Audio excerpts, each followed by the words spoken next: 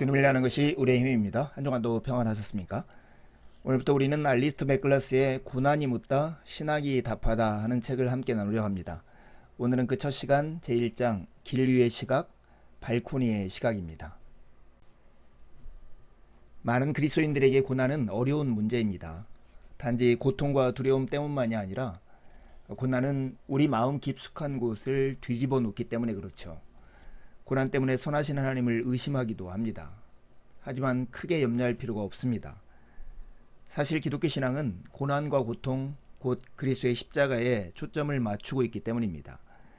기독교는 고난으로 인한 고통과 슬픔을 외면하지 않습니다. 오히려 고난의 정면으로 맞섭니다.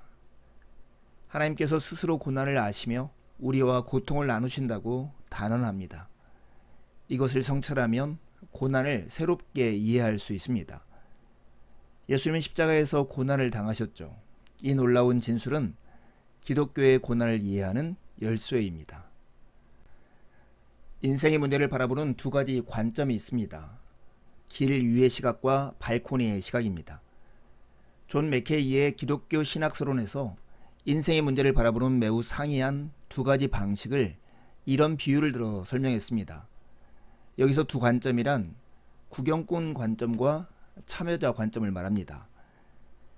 발코니에 편안하게 앉아있는 사람들은 길 위의 사람들이 고군분투하며 여행하거나 길을 잃어버리거나 다음에 무엇을 해야 할지 알아내려고 애쓰는 모습을 지켜볼 수가 있습니다. 그들은 여행자들의 문제에 참견할 필요가 없습니다. 그저 막연한 이론만 내놓을 따름입니다. 이 두 관점, 발코니와 길, 관찰자의 태도와 참여자의 태도 중 어느 것이 더 중요할까요? 맥케이의 말을 한번 들어보시죠. 진리는 길에서 발견된다. 사람은 자신의 의지로든 아니면 섭리적인 환경에 의해 내쳐지든 발코니에서 길로 내려올 때에만 현실이 무엇인지 비로소 알게 된다.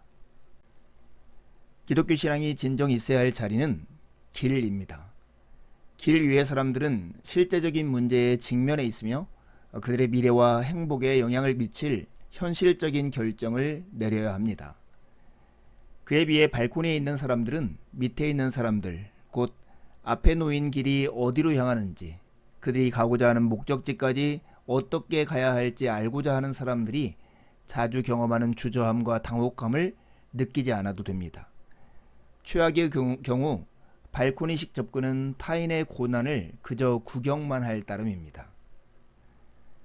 그럼에도 발코니는 멀리 볼 수 있기 때문에 길 위에 있는 사람에게 길을 알려줄 수 있는 관점을 제공해 줄 수 있습니다. 높은 발코니에 앉아있는 사람들도 길 위의 사람들에게 도움을 줄 수 있는 것이죠. 발코니에 앉아있는 사람들은 높은 곳에 있기 때문에 더 멀리 볼 수 있습니다.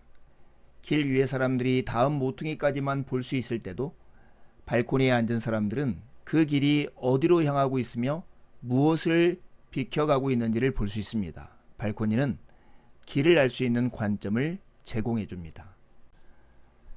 신학자는 발코니에서 삶의 문제를 바라보는 사람입니다. 발코니에 앉은 사람들이 길 위의 사람들의 이야기를 듣게 된 것과 마찬가지로 신학자들은 아주 먼 과거부터 현재 이르기까지 그리스도인들이 어떻게 고난의 문제로 씨름해 왔는지를 설명할 수 있습니다. 중세의 위대한 저술가였던 살리스버리의 요한은 신학자가 마치 거인의 어깨에 앉아있는 난장이와 유사하다고 말을 했습니다. 그들은 더 많이, 더 멀리 볼 수 있었습니다. 그들이 위대해서가 아니라 그들을 어깨에 태우고 있는 거인의 키가 컸기 때문입니다. 발코니에 앉아있는 것은 세대를 거쳐 새로울 곳 없는 이 문제와 씨름해온 수많은 기독교 사상가들의 어깨에 앉아있는 것과 같습니다. 신학자들은 신자를 위한 하나님의 목적이라는 전체적인 맥락에서 고난을 바라보려고 애씁니다. 신앙의 삶에서 고난 중에 있는 사람들에게는 위로가 필요합니다. 신앙의 삶에서 고군분투하는 사람들은 위로받고 다시 자신감을 찾아야 합니다. 신학이 고난을 완전히 제거할 수는 없습니다. 그러나 새로운 관점을 제공할 수는 있습니다.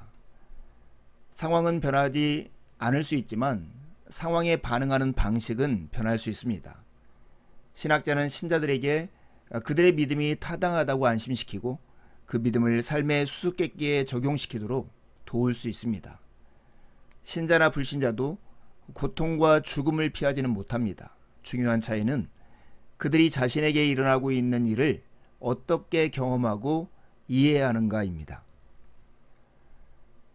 복음은 우리가 고난을 긍정적으로 생각하도록 이끌어줍니다. 신학자는 그 이유를 설명하고 고난을 긍정적으로 생각하는 것이 현실 도피가 아니라고 안심시킬 수 있습니다. 고난에 대한 그리스도인의 견해는 하나님의 자기 계시에 근거하고 있는 것이지 절망에 빠진 인간이 상상력을 발휘해서 만드는 것이 아니기 때문입니다. 신학자는 고난에 대한 기독교적 접근이 진실이라고 우리를 안심시킵니다. 신학자는 길 위의 사람이 고난을 겪을 때 그들이 품는 소망이 진짜라고 안심시킬 수 있습니다. 그들은 그 소망이 어떻게 예수 그리스도의 삶, 죽음, 부활에 근거하고 있는지를 보여줍니다. 고난은 단순히 신학적인 문제가 아니라 목회적이고 영적인 문제입니다. 우리는 이 책에서 하나님의 대변인이나 하나님 즉 변호인으로 활동할 생각을 할 필요가 없습니다. 하나님은 당신의 일을 충분히 알아서 하실 수 있기 때문입니다. 우리가 가져야 할 진짜 문제는 하나님의 명예나 무음함을 변호하는 것이 아니라 우리의 경험의 의미를 이해하는 것입니다. 그렇다면 우리는 어떻게 하나님을 고난의 세상과 연결시킬 수 있을까요? 우리는 이 책에서 볼 수 있는 것은 깊이 있는 기독교적 사고를 통해 우리의 고난을 이해하려고 노력하면 변화하고 성숙하여 새로운 관점을 얻을 수 있다는 것입니다. 그리스도인이 된다고 해서 고난을 피할 수 있는 것은 결코 아닙니다. 하나님은 신자들을 이 세상에서 불러내어 모든 어려움이 사라진 안락한 기독교적 환경으로 옮기시지 않습니다. 신자는 세상에 남아 고난에 참여하고 안으로부터의 변혁에 부름을 받았습니다. 그리스도의 십자가는 하나님께서 자신이 창조한 세상을 구속하시기 위해 직접 고난받으실 준비가 되어 있을 뿐 아니라 타락한 세상을 이전의 영광으로 회복시키기 위해 자기 백성들에게도 동일한 헌신과 고난에 참여할 것을 기대하고 있다는 사실을 엄숙하고 강력하게 상기시킵니다. 고난에 대한 기독교적 태도는 하나님의 은혜로 말미암아 우리가 겪는 고난이 우리를 더욱 긍정적으로 변화시키고 다른 사람들을 더 잘 돌아보는 개인과 공동체를 이룰 수 있다는 든든한 믿음에 뿌리를 두고 있습니다. 올바른 관점을 가지고 하나님께 치유의 손길을 구한다면 고난은 영광스러운 것으로 변화됩니다. 이제 두 가지 질문하고 이 과를 마치려 합니다. 발코니와 길의 관점이 각각 신앙생활에 어떤 의미를 가질까요? 왜 진리는 길 위에서 발견된다고 말할 수 있을까요? 두 번째 질문입니다.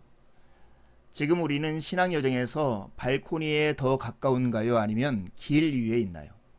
내가 내려가야 할 길은 어디이고 누군가를 도와줄 수 있는 발코니는 어디일까요?